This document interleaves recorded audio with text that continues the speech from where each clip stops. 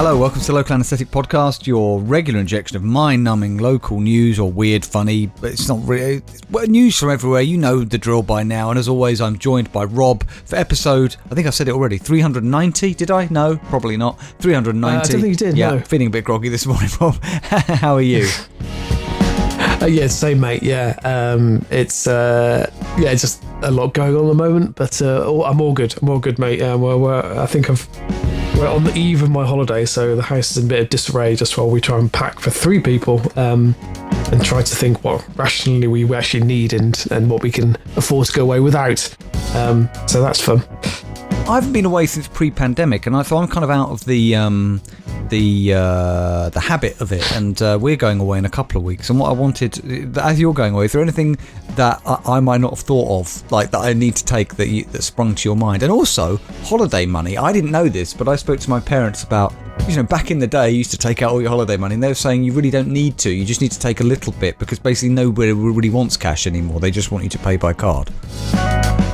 Yeah, I think this is the thing. So we've got out, obviously we're off to Turkey, so we've got about £100 in Turkish lira, but that's it. I mean, I've also got a Monzo card. Yeah, I've got a Monzo card, so we can use that in Canada. And that Monzo. What's Monzo?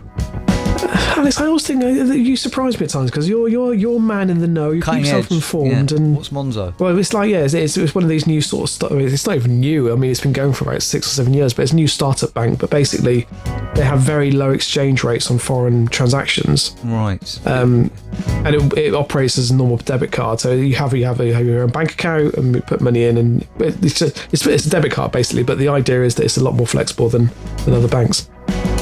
Local Anaesthetic, sponsored by Monzo, but not officially. We just want to say that. See, the other thing, Alex, I mean, the things that I'm going to recommend are things that you won't need, because obviously this is the first time we've been away on a foreign trip with the toddler. Yeah. Good luck with that. Thanks. Yeah. I mean, the thing is, we're staying in an adult-only hotel. I don't blame you. I would have be doing the same. But this is obviously everyone, because we haven't left the country. We've always had the car with us, so you can just load up the car with any old shit. Whereas you're quite restricted. You have to abide by the luggage allowance. Do you know what it is? We're flying with EasyJet, and I just can't bear it. I can't bear this ridiculous. I'm used to I'm a man, Rob, that when I was growing up, I did a lot of long haul flights and stuff like that, and I was just used to being able to take what I want. And ever since I've ever tried using EasyJet, because the last time I went away was with EasyJet, and this. We were crammed in like, chickens in battery cages, and this, like, you can only take one small bag that goes underneath, and your main stowaway's got to weigh 20, and it's like, for God's sake. Yeah, and that's what we're finding as well. And but things like, so luckily we have a collapsible stroller which we'll be taking away with us, because our other pram, which you've seen, obviously is far too big and it's just too cumbersome. And this way we can put it in the cabin with us. But yeah, it's I'll be honest, Alex, it's proving to be a logistical nightmare. Rob, I thought that Lyra was walking now. She is walking, but if she's walking, you don't need the stroller. She can just put in. But you've got to have high expectations. Yeah, you're right, Alex. I mean, the other thing we do have, which again, I wouldn't expect you to be aware of, is do you know about the trunky suitcases? Are you aware? Yeah, of these? I watched them originally on Dragon's Den, because one of my favourite ever moments in Dragon's Den was when that product was shown to them, and Theo Paphitis wanted, I don't know, to sort of prove some point, and wanted to prove that they weren't safe, and that the thing that you pull them along on would inevitably just come off. And I remember him grabbing it, and you could see with all his brute strength, like literally bursting a vein, ripping off the sort of lead, and then throwing it on the floor and going, "Look, see, it's not safe." Right. Which you can kind of do with anything. Yeah, I mean, it's quite petty, actually, I feel. But we have one of those for Lyra, which she does enjoy riding on. And I mean, I've ridden on it. Okay. Didn't know it pulled me, but yeah, but it is safe, and she enjoys it. Which travel insurance. I need to remember that. Did you get travel insurance? I have got travel insurance. Yes, I have got travel insurance. Yeah, I mean, Alex, people haven't tuned into this podcast to listen to our tips on holiday advice. Haven't they? How do you know? Well, it's true. Yeah. So is anything else? No. I mean, it's just, it's the digital age, because you just, when you go away, you expect the hotel to have decent Wi-Fi, because obviously, I have my laptop with me. So, we'll have two phones. I'll be taking my Switch with me, and Rob, it's all, there's nothing you're not going anymore. Away, Rob, to play video games, surely. Well, I might do. Just when are you going to get time? Oh, right, I see. Okay. You're not going to be just staying in the hotel room. I'm on the Switch while Sarah takes Lara out for the day. Maybe. On the balcony. No, Alex, when I inevitably wake up at 3 o'clock in the morning because the weight of my life is bearing down on me, it's just something to pass the time, really. Okay. Right, Rob, let's get on with it, because we're already deep into this podcast. I just need to tell you something quickly. Hang on a minute. Can't see you at the moment. I need to get you into a separate window. Here we go. Right, so Rob, listen, we're not going to really read this story. I just thought you and the listeners would like to know. This is from April the 27th. It is going back a bit, but I did only just spoil it. It's from the Associated Press. Just so all the listeners know, and dwarf bullfighting has been banned in Spain. Just highlighting that.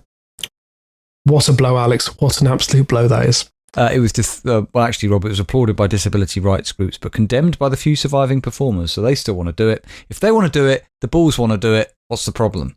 It sounds like, Alex, the PC brigade have won again. What can I say? Right, exactly. Rob, just another brief story. This is from the Edinburgh Evening News, which I think might be the first time we've ever featured that paper. Yeah, that doesn't ring a bell. I know. Now, Rob, we've had, haven't we, over the last few weeks, quite a few bank holiday Mondays and everything. Those long bank holiday weekends that we all enjoyed very much, including the coronation a couple of weeks back or whenever it was, which we didn't really talk about, Rob, because we couldn't be asked. Did you watch it, by the way? I watched bits of it. My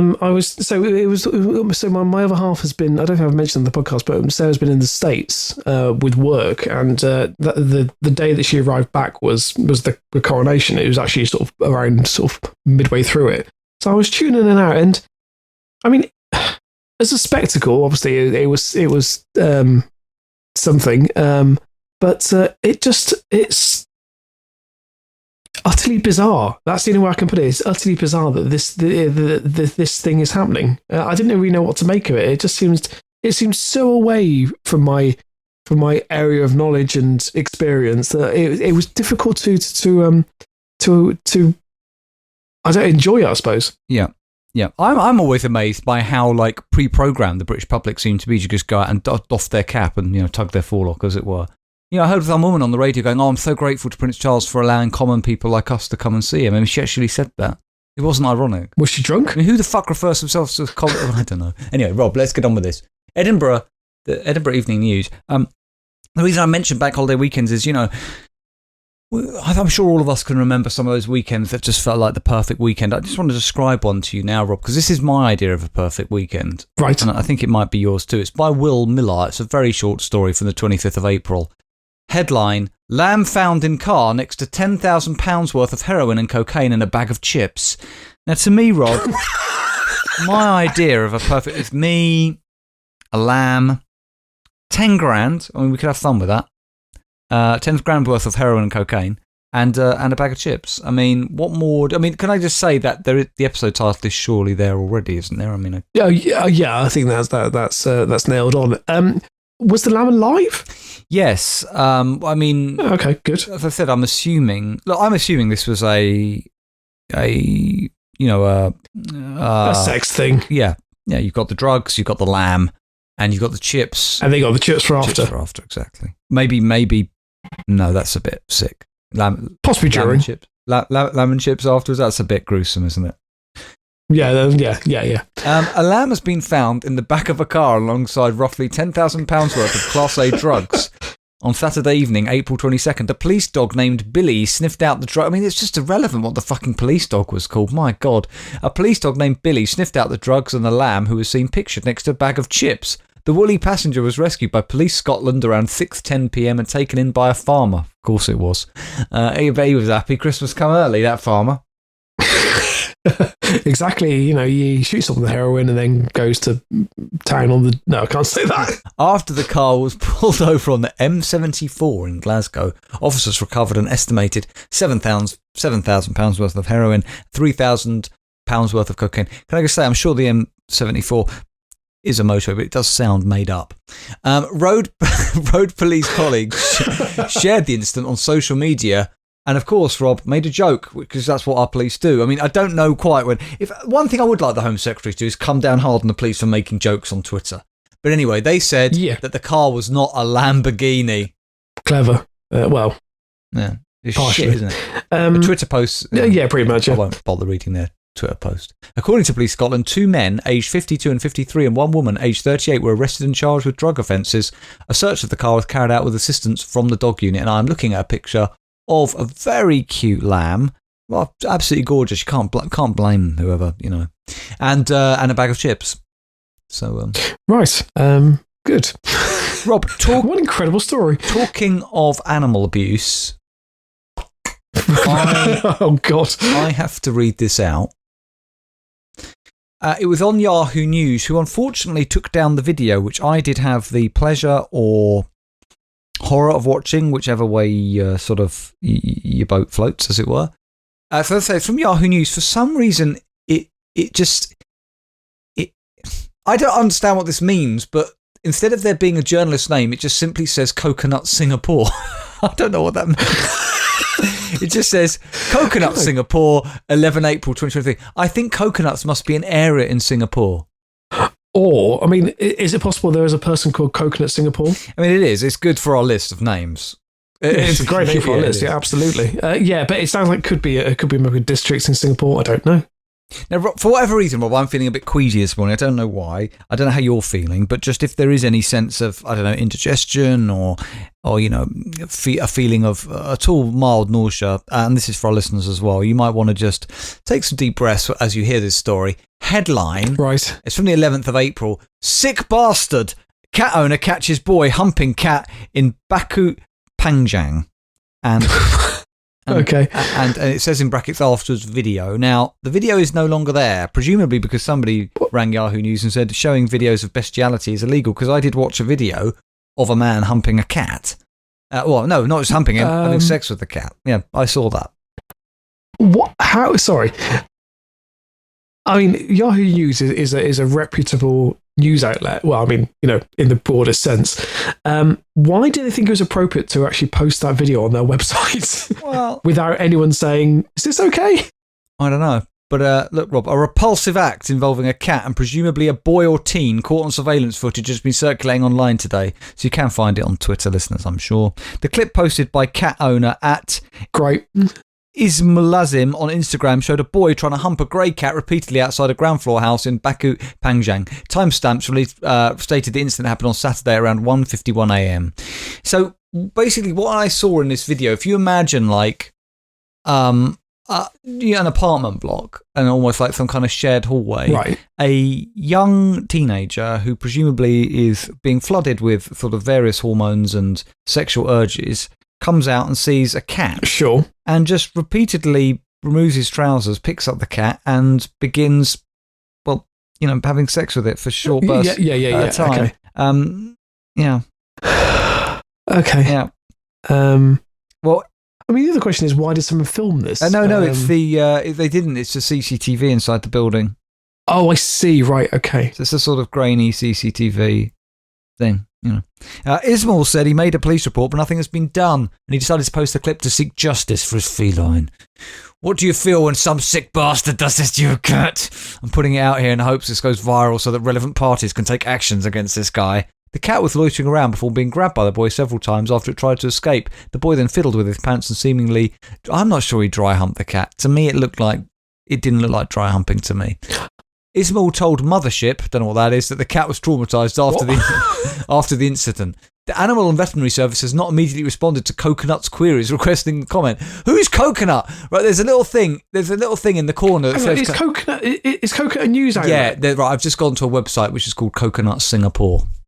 Yeah. Oh, I see. It's a real thing. I'm surprised this cat... I mean, if anyone has seen a cat, seen a cat in distress, I imagine, I would have thought this cat would be biting, scratching for dear life, but I that time I had to go and check on Nibbler for you. I said to you, I made no advances of that kind, and that's a promise. That's not what led to the escalation. Now, Rob, listen. Well, Alex, I only saw part of that. That was only a partial video, so we don't know what happened before or after.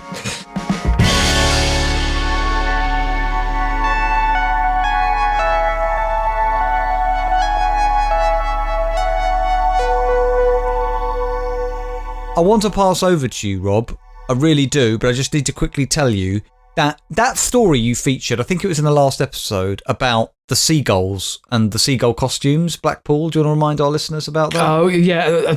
Please don't say anything, because my next two stories are basically follow-ups to that. Oh, so okay. It depends what okay, then I will chip in as you go on. Then I hand over to you, Rob. Fine. Pick up on the seagull baton.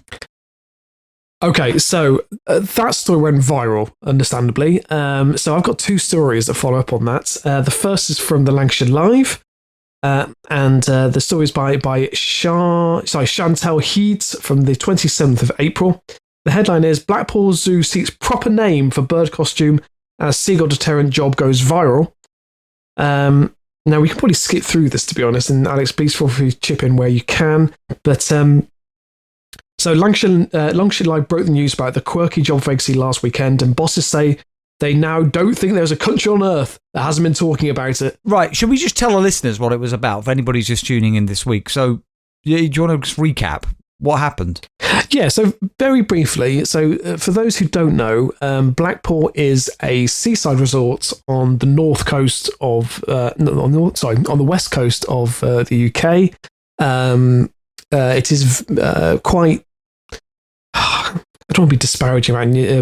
It is very much your typical seaside resort. It's tacky, it's bawdy, but anyway, look, it has a seagull problem. And basically, Blackpool has a zoo, and it seems that the zoo is being inundated with seagulls, possibly some attacking. And so what they've done is they've been advertising for a human seagull deterrent team to try and to shoo these seagulls away. But what the reason that it's gone viral is the fact that they're asking this team to wear giant inflatable eagle costumes. And the reason I was going to mention it, Rob, is that it was featured in the Wall Street Journal.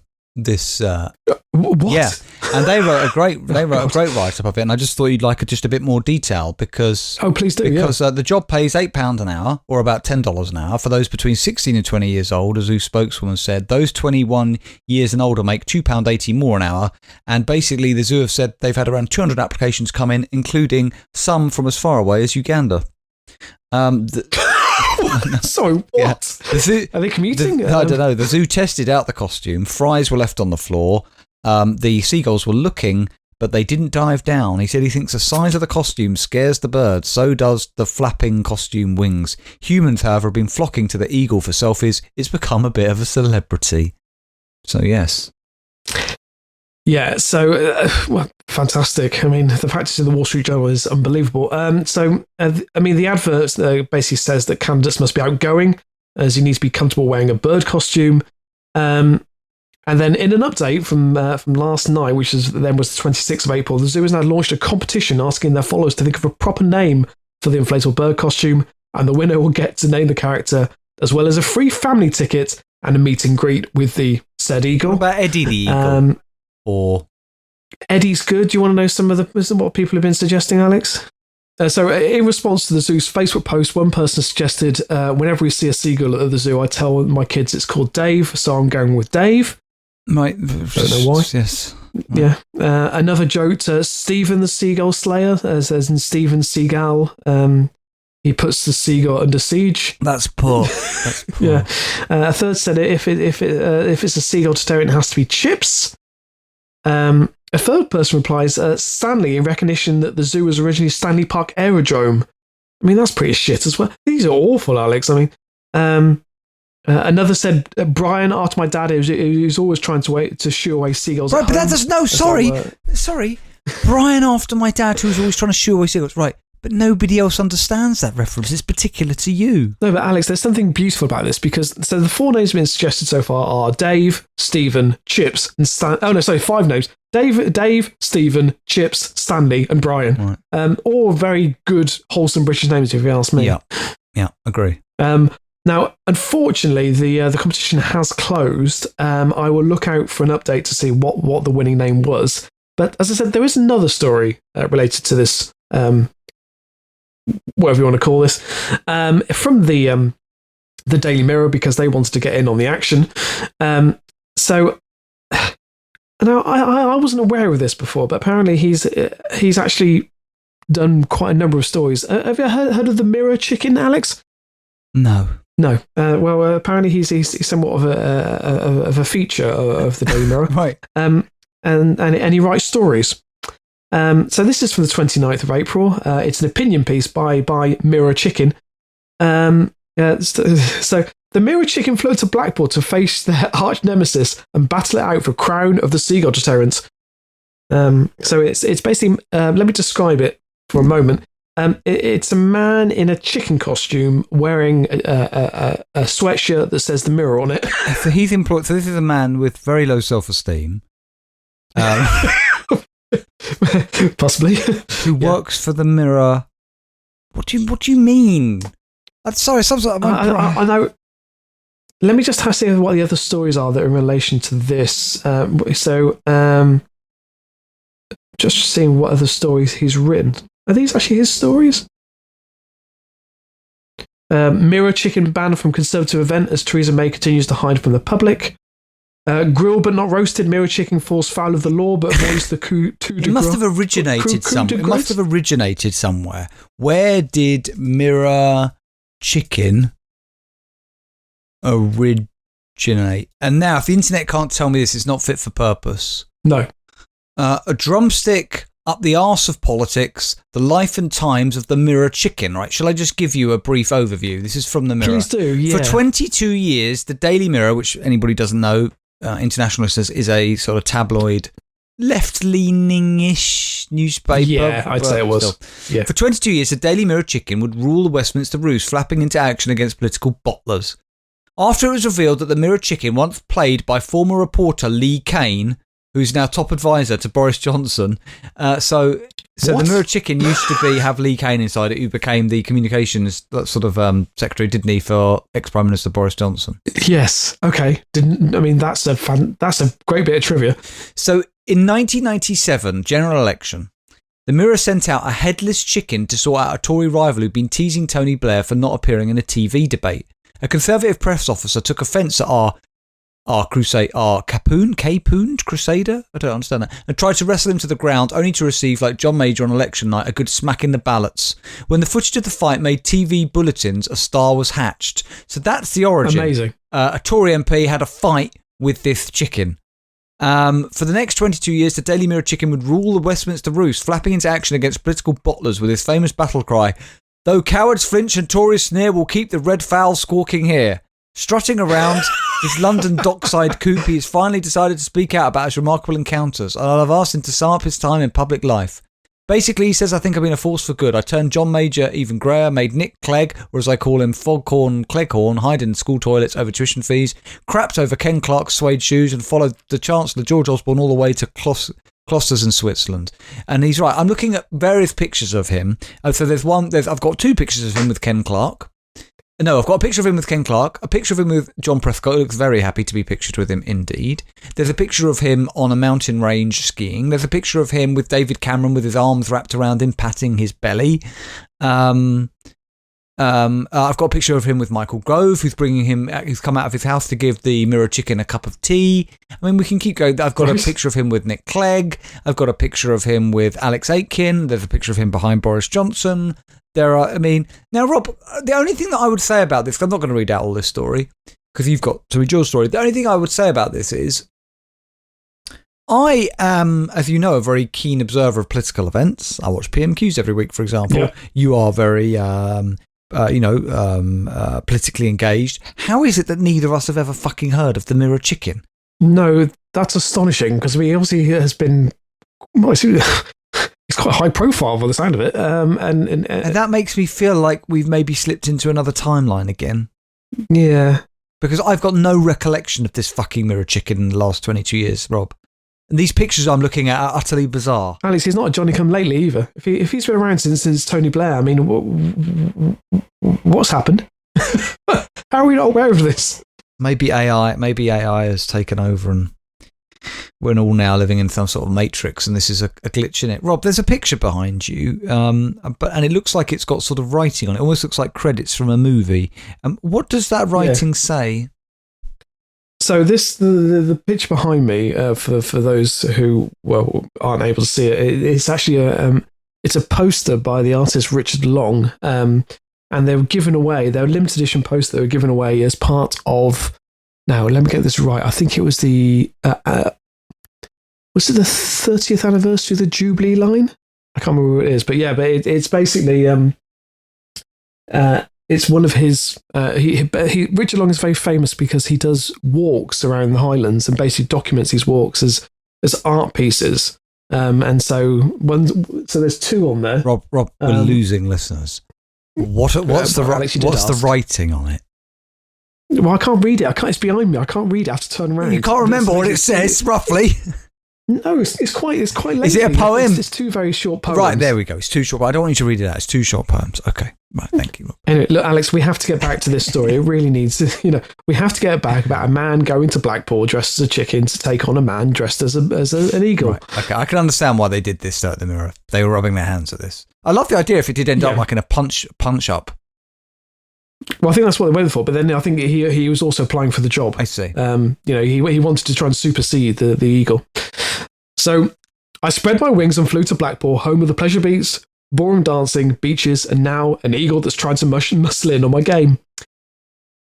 I heard clucks through the grapevine that Blackpool Zoo has been battling flocks of pesky gulls in an attempt to rhythm these creatures through an advertisement for a seagull deterrent in the form of an eagle. But there's only one bird that rules the roost, and that's me. So I headed down to challenge this imposter and explain its place in the pecking order.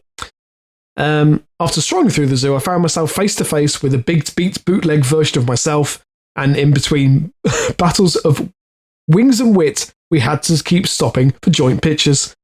Apparently this eagle is famous or something, but they didn't ruffle my feathers. I am a professional. Whilst our backs were turned, the seagulls descended, searching for our innocent families and vulnerable toddlers gripping onto slowly melting mint chocolate chip ice creams. It was my time to shine. I ran at the crowd of cawing gulls, and with just one look from me, they fled in panic, taking to the skies and hovering above the cafe area. They regrouped, and in a daring display only rivaled by the RAF flyover we're like to see at the coronation, these feathers, no friends of mine, swooped around the zoo. There was only one option. Me and the eagle would have to put our differences aside and join forces if we were to defeat them. The enemy of my enemy is my friend. After this stunning display of ingenuity, I waited to see whether I got the job. Ian Walker, operations manager, said I'd done an absolutely cracking job. The eagles had disappeared. They left our visitors alone. They left the food alone.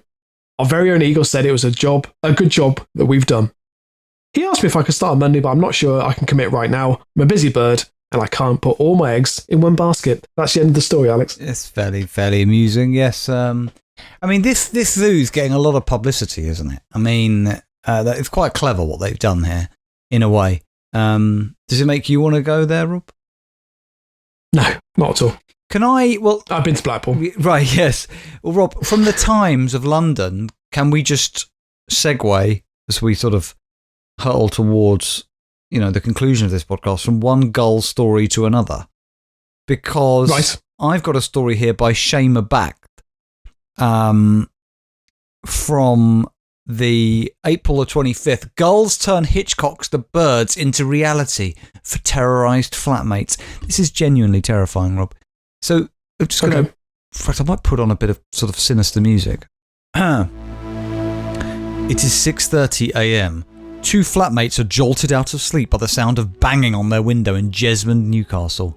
The noise will continue for another 12 hours, like it does every day. The culprits behind the antisocial behaviour are 2 seagulls who've been terrorising Georgina Gray, 25, a nurse, and Helen McKeever, 26, a dentist, every morning, noon and night. The pair have said the noise at their window comes without fail and on time. We don't know what they want, Gray said. They just sit there all day. It's like some sort of horror film. Footage of the antisocial seabirds that was captured by Gray shows the gulls peering through the window while banging on the glass and delivering a choking call. The women, who have lived together for 2 years, said they have tried everything to get rid of the animals, including sticking pictures of cats on their windows in an attempt to scare them off and laying down anti-bird spikes. Even that didn't stop them, they just kicked them off, Gray said.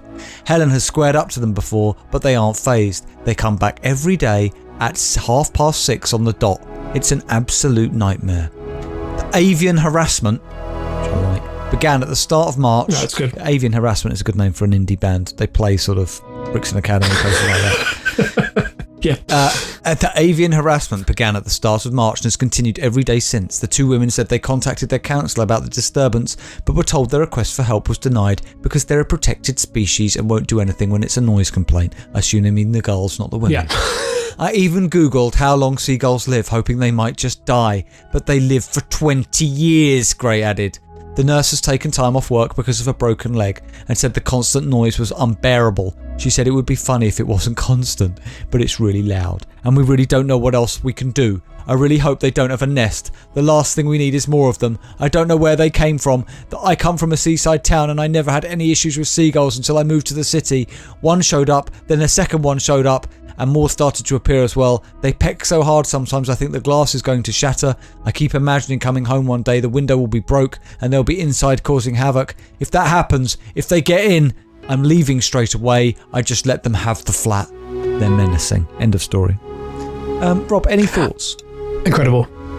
It sounds like harassment, Alex. And I don't know, part of me thinks that maybe they're doing it for fun. You know, that they wait till she's falling asleep and then she does hers. And then you know, constant tapping on the window. I mean, that would be terrifying, though. I think that would be absolutely terrifying.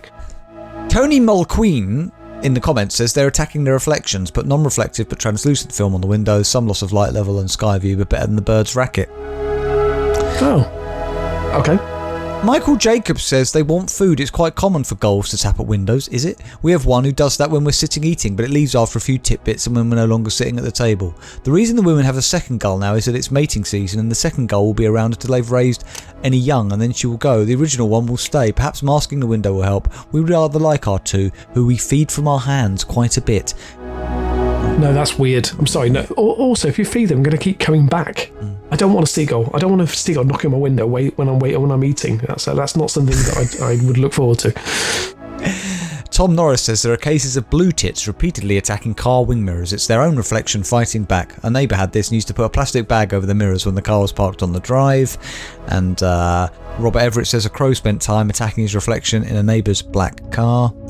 And other people say they should no longer have protected status. And Edward Borgin says get an air gun quick.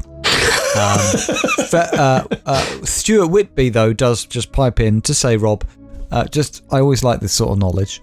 Feathers are too thick on gulls for air rifles to be effective. A .22 should do it, or just a shotgun. So,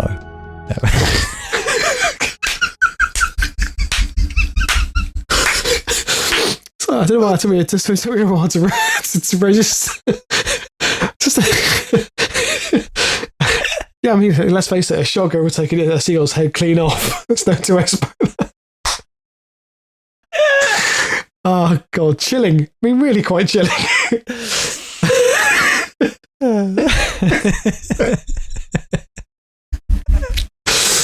Oh.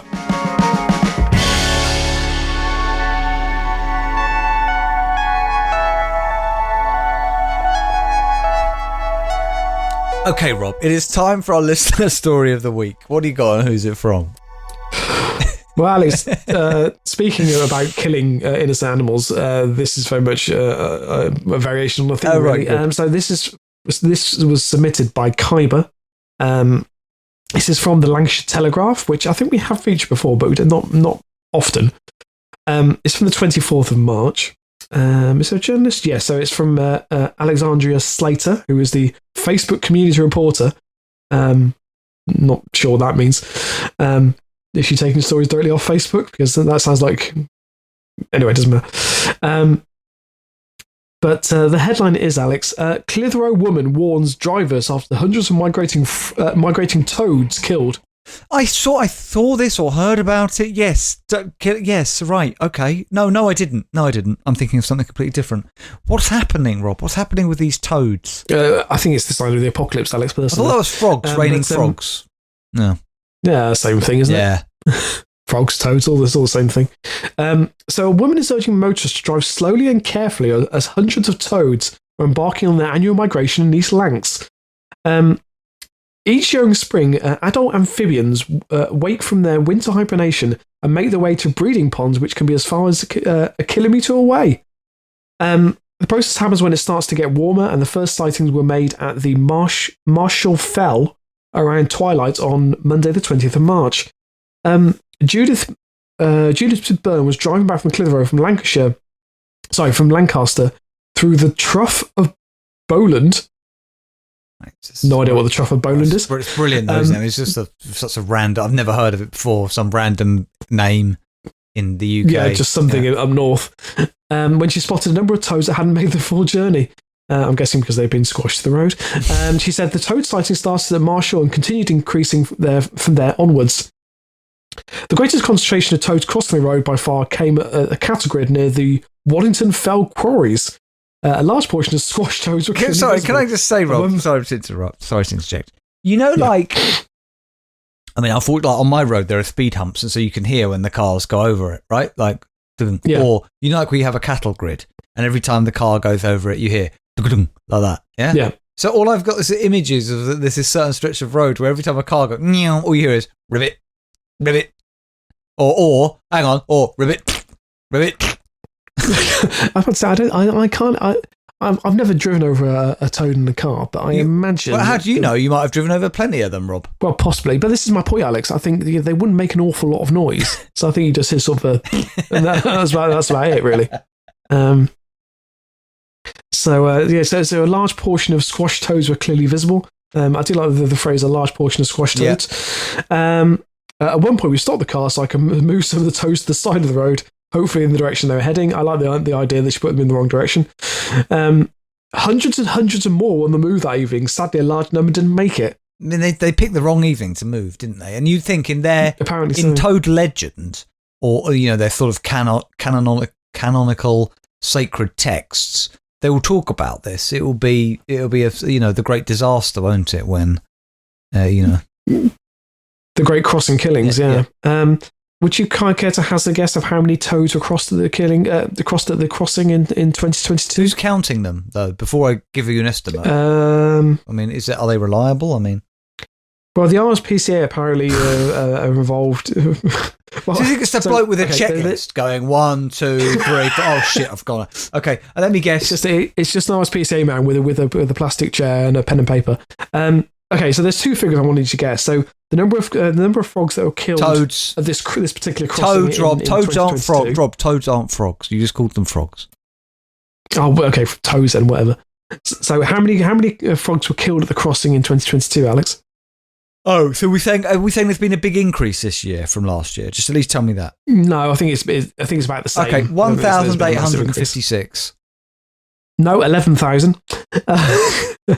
And could you also tell me how many tons of toads are killed on UK roads every year, according to the RSPCA? Well, how many toads would make up a ton? Do you know that? No, I don't. Unfortunately, I won't be able to tell you that. Well, there'd be a lot of toads. How many tons of? Yeah, 586. Grossly over. It was 20 tons of toads were killed on the roads last year. So are we to imply that the RSPCA are picking up these toads, shoving them on a scale and weighing? Yeah, that's another ton. I mean, the RSPCA are, as we know, do a sterling job with the animals of this country, so I would imagine yes.